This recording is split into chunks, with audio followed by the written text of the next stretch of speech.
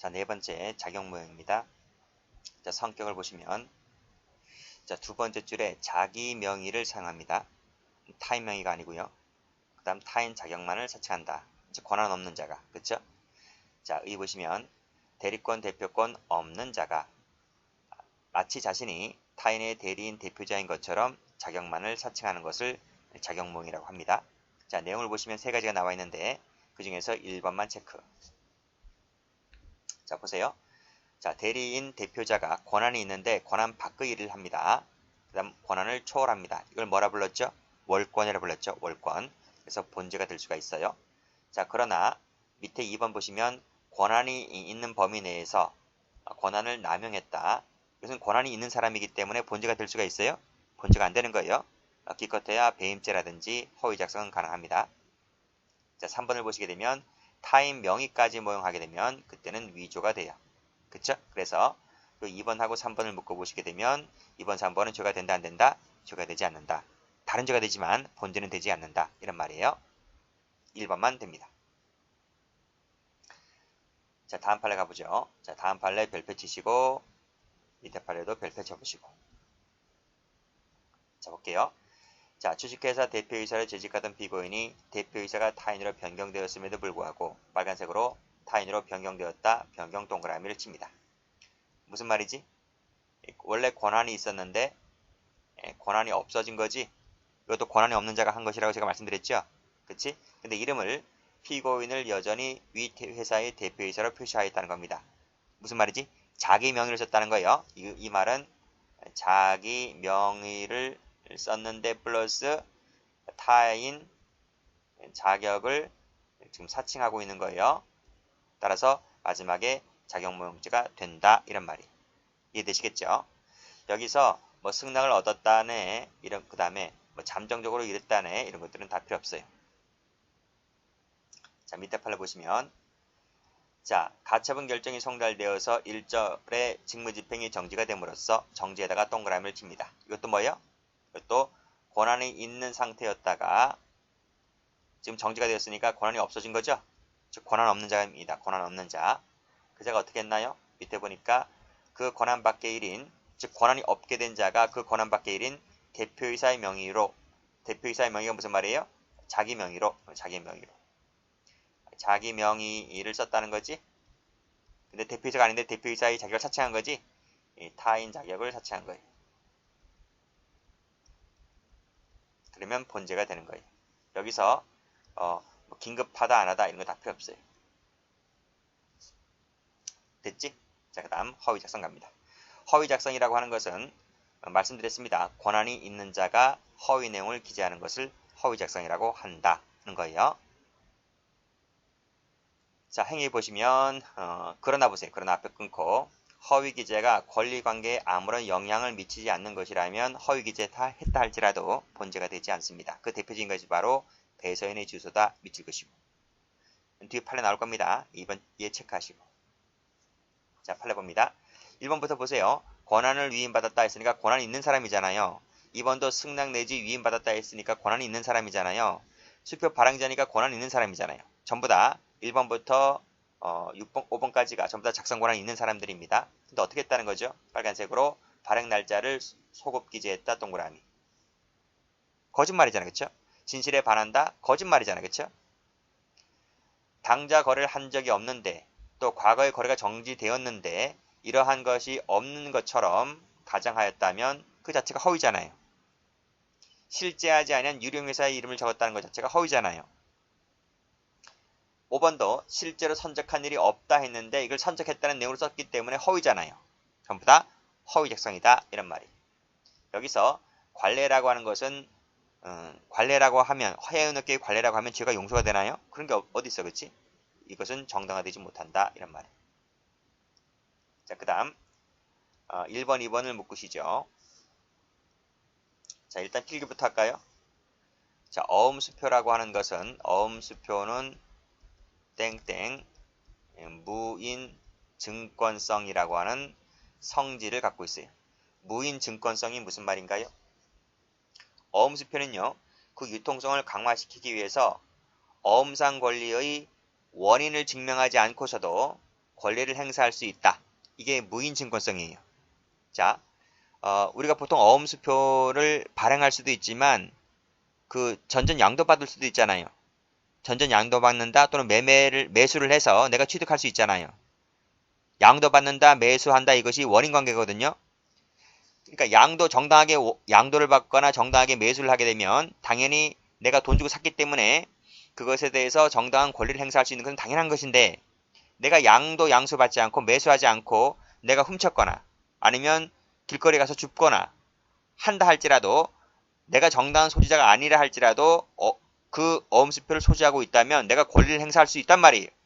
즉 원인관계를 내가 증명하지 않고서도 내가 갖고 있다는 것 자체만으로도 권리를 행사할 수 있다. 이게 바로 뭐예요?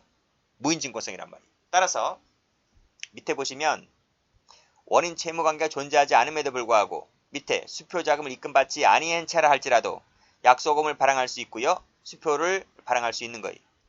왜? 무인증권성 때문에. 이것은 허위 작성이 아닌 거예요. 그렇게 정리를 해두시기 바랍니다. 자, 그 다음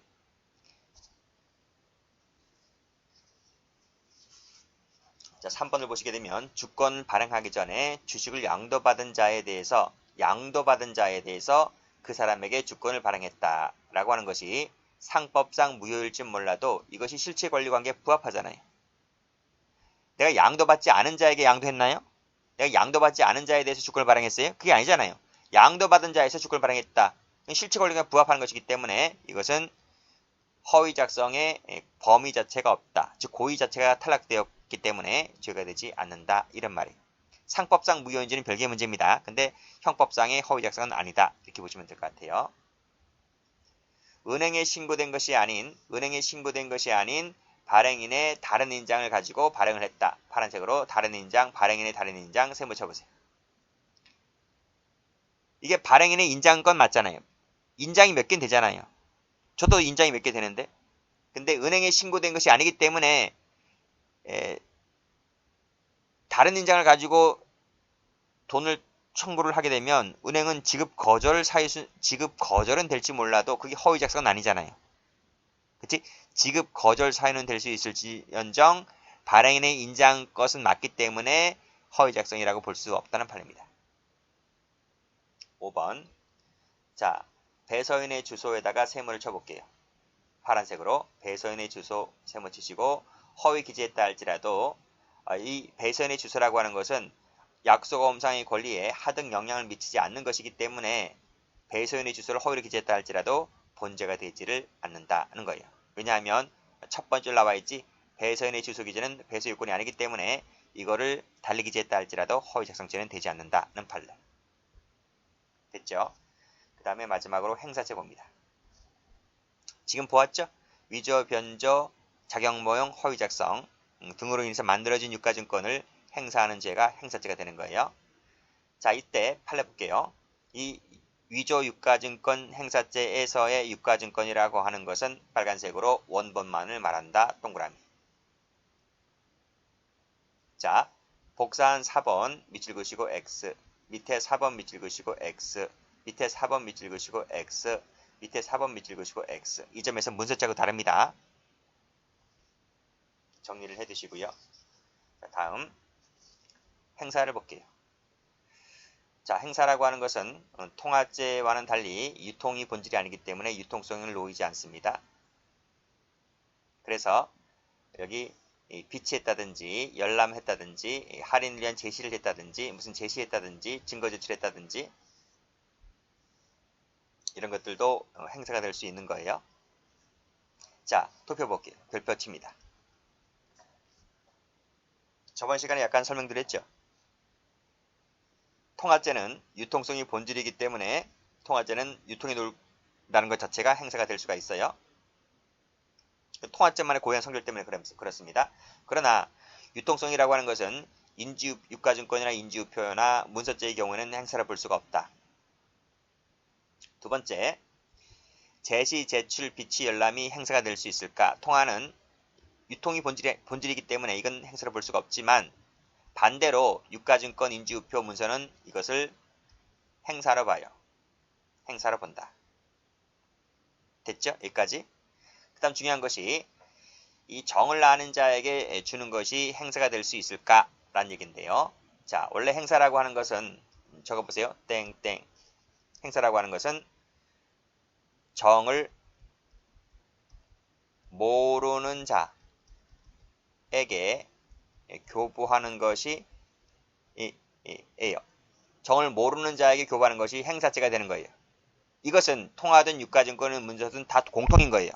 공통인 것인데 여기서 정을 아는 자에게 주는 것이 과연 행사일까? 이란 말이야. 위에서 얘기했잖아. 모르는 자에게 주는 것이 행사라고. 따라서 정을 아는 자에게 주는 것이 문서죄의 경우는 당연히 행사가 아닌 거예요. 판례가 있어요. 근데 통화나 유가증권 같은 경우에는 이 정을 아는 자에게 주는 것이 일정한 조건이 있다면 이것은 행사라고 봐요. 행사가 된다라고 봐요. 자, 제가 통화죄 같은 경우 설명드렸어요. 유가증권 갈게요. 자, 밑에 나왔네. 밑에 1번, 2번을 묶을게요. 정을 알고 있는 자죠. 알고 있는 자 동그라미. 2번도 의사가 분명한 자지. 의사가 분명한 자 동그라미. 조건이 뭐라고요? 그 자에게 주었는데 그 피교부자가 이를 유통시킬 것이다 라고 하는 것을 내가 인식하고 주게 되면 이 자체가 행사죄가 돼요. 자, 그 다음 2번. 행사할 의사가 분명한 자에게 주잖아요. 그걸 인식하고, 유통한다는 것을 인식하고 주잖아요. 그럼 이 자체가 뭐가 된다고요? 이 자체가 행사죄가 된다고요. 근데 이 친구가 진짜 그걸 받아서 이걸 행사했어요. 그러면 교부한 자도 행사죄가 되고 피교부자도 행사했으니까 행사죄가 되잖아요. 그러면 이 친구도 행사죄, 이 친구도 행사죄가 되니까 행사죄가 어떻게 되는 거예요? 공범이 된 거, 공범. 행사죄의 공범이다. 이란 말이에요. 됐죠? 자, 올라갑니다. 자, 두 번째는 정을 아는 자 속에 이 두 가지를 이렇게 묶으시고요. 공범자에게 주는 것도 행사냐 그러면 공범자에 주는 것이 행사냐? 그건 행사가 아니라고 봐요. 무슨 말인지 알겠지? 그러니까 여기서 말하는 제3자라고 하는 것은 누구를 말하는 거예요? 정을 아는 자라고 하는 것은 제3자를 말하는 거예요. 제3자 공범이 아닌 제3자에게 주었을 때를 말하는 거예요. 그치? 자, 판례 보시면 자, 마지막 줄 1번 판례 보시면 서로 공모관계에 있다, 공범관계에 있다라고 했을 때는 그들 사이 같은 경우는 아직 범인들 수중하에 있다고 보는 것이지 제3자에게 넘어간 것이 아니기 때문에 아직까지는 행사라고 볼 수가 없다는 판례입니다. 됐죠? 자, 문서죄도 똑같은 판례 나오고 있고요. 통화죄는 그런 판례가 없기 때문에 제가 이렇게 거버렸어요. 그리고 방금 위에서 봤죠? 페이지에서 봤지? 행사라고 하는 것은 원본을 행사하는 것을 말한다. 복사사본은 사본은 포함되지 않는다. 따라서 도표를 보시게 되면 복사본 제시 나와 있지? 유가증권은 행사가 아니라고 봅니다. 그러나 문서죄 가면 이것을 행사라고 봐요. 이 도표를 외우셔야 돼요. 이 도표 한 장에 판례 10개 이상 들어가 있어요. 자, 그 다음 밑에 3번 판례 볼게요. 당첨이 된 손님들에게 위조 상품권을 직접 교부하는 것이 아니라 직접 교부해도 행사는 되는 거예요. 직접 교부해도 행사는 돼요. 직접 교부한 것이 아니라 미리 오락기에 일련 번호가 모두 같은 위조된 상품권을 여러 장 투입해 두었고 빨간색으로 위조 밑줄 그으시고 상품권을 투입해 놓는 것도 뭐가 된다? 이것도 행사가 된다. 이런 말이에요. 결국 오락기 이용자가 당첨이 되면 오락기에서 자동으로 그 당첨 액수에 상응하는 상품권이 배출되도록 하였잖아요. 그럴 목적으로 이게 투입해 둔 거 아니겠습니까? 그러니까 오락기에 위조 상품권을 투입하는 것도 행사가 된다는 판례입니다. 자, 다음 판례입니다. 자, 1번은 출제가 아주 많이 된 판례인데 별표 치시고 자, 옆에 보면 서로 유가증권 위조를 공모했거나 그래서 교부자와 피교부자는 공범관계입니다. 그래서 공모세모, 공범세모. 그래서 밑에도 나와 있죠. 아직까지는 범인들 수중에 있다라고 보기 때문에 행사되었다라고 보지 않는다는 것이 판례입니다. 그 사례가 2번인데 최근에는 2번도 출제가 된 적이 있거든요. 자, 이 피고인과 갑이 공범 관계입니다. 그래서 공모를 했다 셈을 치시고, 자, 그 밑에 보면 그 위조 사실을 모르는 병이 함께 있는 자리에서 그랬어요. 즉 병은 몰라요. 이 병이 제3자입니다. 이 둘은 공범이고요. 이때 갑은 위조된 자기합수표를 봉투에서 꺼내거나 병에게 보여주지도 않았다 했잖아요. 자, 병에게 꺼내거나 병에게 보여주지도 않았다. 밑에 보면 병의 면전에서 주고받았다는 거죠. 주고받았을 뿐이지 보여주지 않았습니다.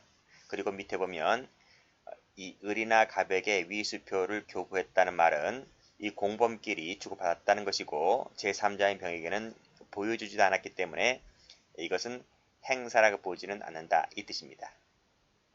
자, 됐죠? 그 사례가 바로 올라가 보면 아직까지는 범인들 수중에 있다라고 보기 때문에 제3자에게 보여주지 않은 것은 행사라고 볼 수 없다는 것이 판례입니다. 자, 그 밑에도 보면 복사본 증거 제출은 복사본 제시는 행사라고 보지 않는다 그랬습니다. 자, 그래서 색깔 칠할게요. 이런 키워드가 나오면 이런 키워드 나오죠? 그러면 행사죄가 되지 않습니다. 자, 이제 유가증권은 끝났고 인지우표를 볼게요. 인지우표. 인지우표를 볼 텐데 노트표 볼까요? 노트 149페이지. 말씀드렸지? 행사죄로 끝나는 것은 목적범이 아니다. 두 번째, 인지우표에도 위조 변조죄가 있어요. 위조 변조죄의 경우에는 역시 예비음모가 있어요. 있는데 유가증권과 똑같이 필요적 감면은 없다. 근데 인지우표는 위조 변조밖에 없어요. 작용모형 없어요. 그 다음에 말씀드렸듯이 소인 말소죄 같은 경우에는 미수가 없다. 말씀드렸고요. 다시 교재로 옵니다. 쭉 보세요. 쭉 보시면 돼요. 자, 판례 볼게요. 판례 보시게 되면 2번이 불표죠. 2번이 불표다. 정을 알고 있는 자에게 알고 있는 자 동그라미 치시고 사용할 것이라고 인식하고 주잖아요. 그럼 뭐가 돼요? 행사죄가 되는 거예요. 행사할 목적이 있다? 행사죄가 된다고요. 맞지? 자, 그 다음. 자, 여기서 말하는 행사죄라고 하는 때 행사라고 하는 것은 납부용 밑줄 동그라미 1번, 매매에다가 동그라미 2번. 납부용도 되고 우표 수집 대상으로서 매매도 행사라고 본다. 그래서 1번은 되고 2번은 안 된다고 하면 틀립니다. 다음 페이지 보시면 소인 말소죄 나와 있지? 소인 말소죄 같은 경우에 마지막 줄에 CF 요거 밑줄 쫙으세요. 미수가 없다는 거 기출된 적이 있습니다. 기출 2번 됐어요. 경찰 시험에서. 일단 나머지는 됐고 그 다음에 마지막으로 예비문제 나와 있네요. 예비문제 볼까요? 자, 214와 215조가 뭔가 하면 이것이 위조, 변조, 작용 모형이에요. 그 다음에 218조 1항이 인지우표 있지, 인지우표. 인지우표와 관련된 위조 변조죄예요. 여긴 작용 모형 없다 그랬어요. 그치? 그래서 이 경우에는 예비무죄를 처벌한다고 했는데 단서가 없잖아요. 단서가. 즉 뭐가 없어요? 필요적 감면이라고 하는 것이 지금 없어요. 그래서 도표를 보니까 통화죄 같은 경우에는 예비음모가 전부 있고 필요적 감면도 있는데 유가증권 인지우표 같은 경우에는 예비음모만 있고 필요적 감면은 없더라. 이렇게 됐습니까? 자, 문서죄하고 인장 이 두 가지는 예비음모 자체가 없어요. 예비음모 자체가 없기 때문에 필요적 감면도 없는 거예요. 됐지? 여기까지 합니다.